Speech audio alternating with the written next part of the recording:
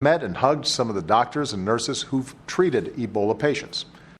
I've met with an Ebola patient who recovered right in the Oval Office, and I'm fine. Third, we know how to fight this disease. We know the protocols, and we know that when they're followed, they work. So far, 5 Americans who got infected with Ebola in West Africa have been brought back to the United States, and all 5 have been treated safely without infecting healthcare workers. And this week, at my direction, we're stepping up all of our efforts. Additional CDC personnel are on the scene in Dallas and Cleveland. We're working quickly to track and monitor anyone who may have been in close contact with someone showing symptoms. We're sharing lessons learned so other hospitals don't repeat the mistakes that happened in Dallas. The CDC's new Ebola rapid response teams will deploy quickly to help hospitals implement the right protocols. New screening measures are now in place at airports that receive nearly all passengers arriving from Liberia, Guinea, and Sierra Leone, and will continue to constantly review our measures and update them as needed to make sure we're doing everything we can to keep Americans safe. Finally, we can't just cut ourselves off from West Africa, where this disease is raging. Our medical experts tell us that the best way to stop this disease is to stop it at its source, before it spreads even wider and becomes even more difficult to contain. Trying to seal off an entire region of the world, if that were even possible, could actually make the situation worse. It would make it harder to move healthcare workers and supplies back and forth. Experience shows that it could also cause people in the affected region to change their travel, to evade screening, and make the disease even harder to track. So the United States will continue to help lead the global response in West Africa. Because if we want to protect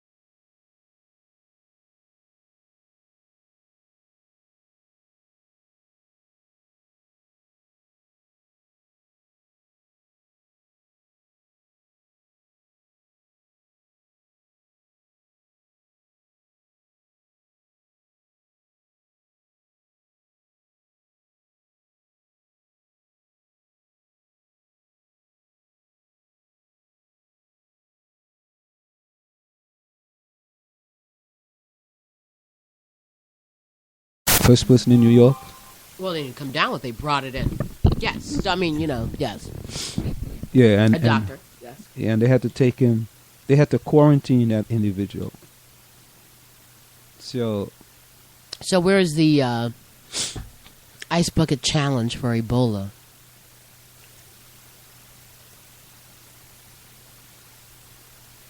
Okay.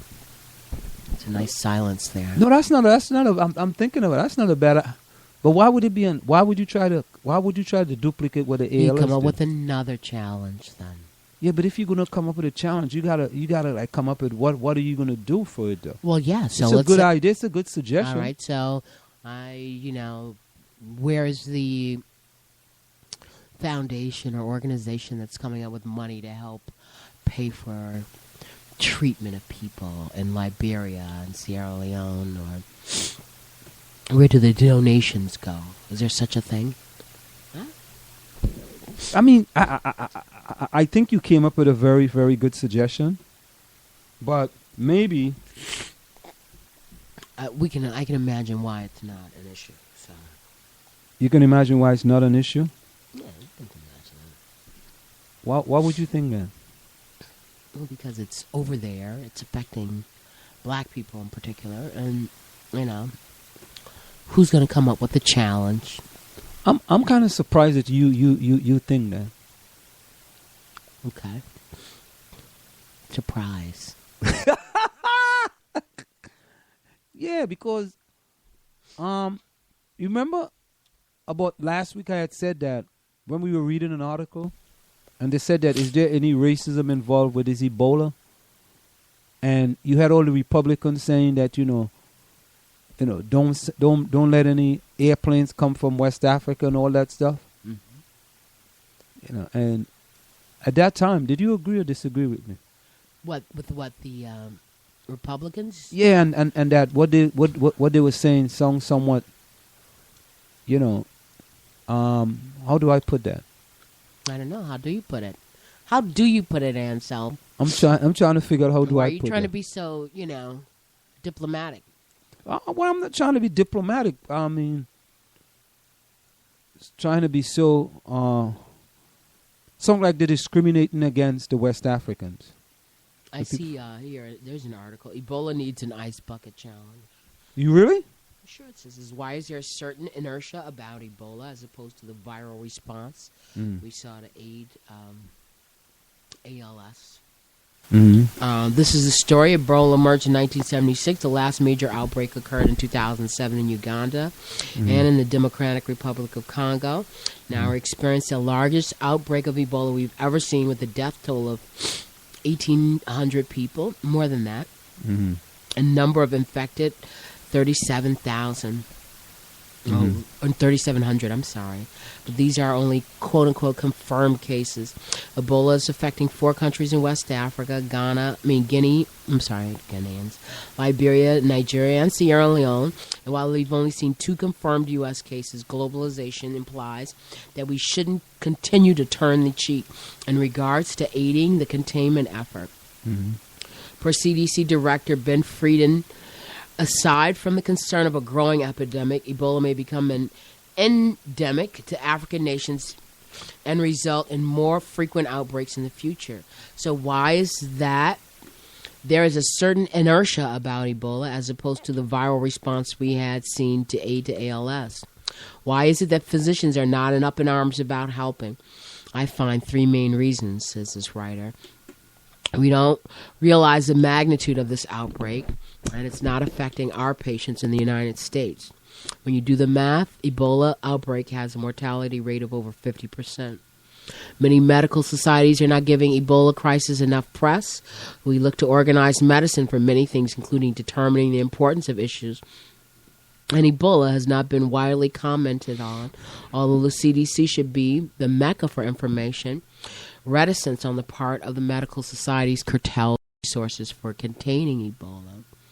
We don't know what exact resources are needed in Africa and how we can help. The difficulty providers face when treating Ebola patients struck me. Doctors wear protective gear that can cause internal temperatures in suits up to 105 degrees. In a race against time, providers race to take care of patients as long as they can before the loss of liters of fluid affects their personal health.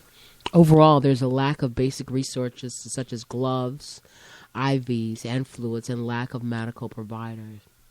I made a pledge with 2 friends yesterday, and collectively we have donated $1,000 toward resources for the Ebola virus. Well, I'm not going to send you a challenge to dump water over your head.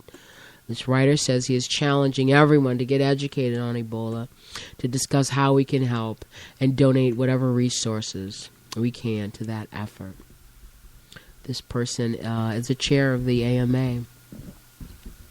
So, why is there no major public effort, rather than stigmatize the people who've been to West Africa, be they doctors or family members or even, the indigenous people themselves? We'd rather stigmatize them rather than come up with some way to assist them. I'd really like to do the information because I can't believe it's just the United States there. The Doctors Without Borders, many U.S. people, but not all. It's an international NGO. And I'm sure that there are other entities out there that we do not hear about. So, something should be done to not only raise awareness, but also to help people. So if you stop the infestation, or lack of better words, in the place that it started at, and help the people, because they're people like all the rest of us with families and lives, and there's less productivity in that country. I'm sure that there's a shortage of food. There's very little stuff coming in. Definitely nothing coming out. So what can be done to help the victims of this scourge rather than quarantine and saying don't let flights come out. Something should be done.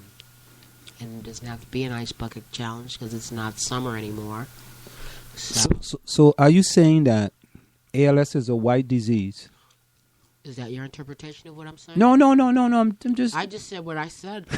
just, So are you saying that ALS is a white disease? but no. I'm asking the question. I'm saying I told you when that whole ALS thing and the ice bucket challenge and haha, and I told you. There's so many things that people are dying of, and so many diseases out there, and so many things that are plaguing us. That why am I picking just this one? So.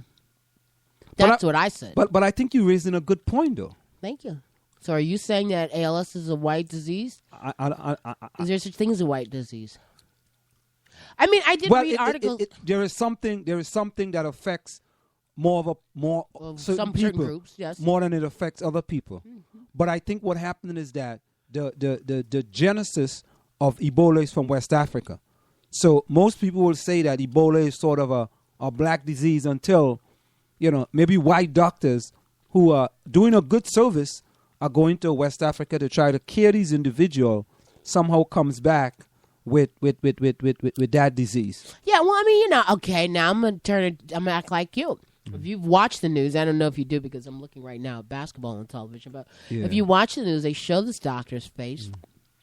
Now, not like as if he doesn't have some kind of status as a pariah, I'm sure they cleaned every bowling ball in the bowling alley that he went in, and the meatball store or restaurant that he went in, they had to get re-examined, and people say, why did this guy go out on the town when he just came back?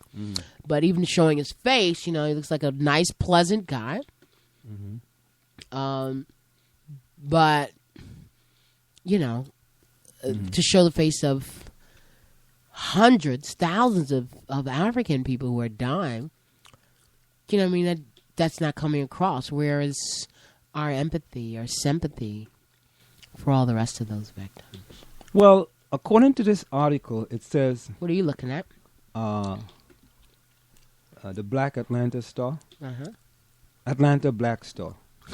It's okay. Black Atlanta Star. It's all right. I changed the name, man. That's all right. It's a new magazine. It's a new magazine just came out called the Black Atlanta Star. As a matter of fact, that's a magazine that was introduced by the South Original Put Online Radio Experience. It's our newest magazine. And the editor is Marjorie. Oh, no.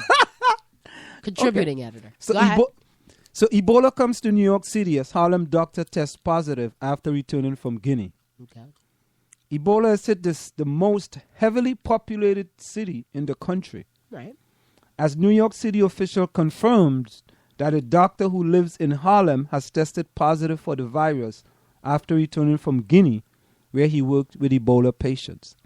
Now, really and truly, anyone that's coming in to the United States of America, from whether it's Guinea, Senegal, Sierra Leone, Nigeria, or Liberia, should be quarantined for some time, at least 21 days, just to make sure. Who's paying for that quarantine? The government. Keep going. The government, New York City. Who you think going to pay for it? They got to pay for it. You rather have, or you face a doctor bill for the rest of your life. Go ahead. Yeah, you rather have someone comes in. No, I'm just asking you, who is paying for that? Because we keep saying that. The city. Okay, so they're going to pay for it. My tax dollars are going to pay for that. Yes. Okay. Go ahead. So you don't think that's money well spent? Again, it goes right back to my point. Every time something is messed up, let's call on the government. Go ahead. Okay. So you know what? I'm not. Just keep going. Just keep going. Come from Guinea. Come from wherever. He didn't West come Africa. from Guinea, though. Yeah, he was from Guinea. He didn't come. There's no flights coming from West Africa. No, he was in Guinea. Okay. And then he stopped off somewhere, and then he came to the United States of America. I believe. I'm not sure, but I believe I saw that he came from Brussels. Okay. Well, yeah, because you're right. And when you look at someone's passport, it says all the places they have been. Yeah, we tell you these from So Guinea. person at passport control is to scan through everyone's passport to see where their connecting flight, if indeed they had one. Yes. So this guy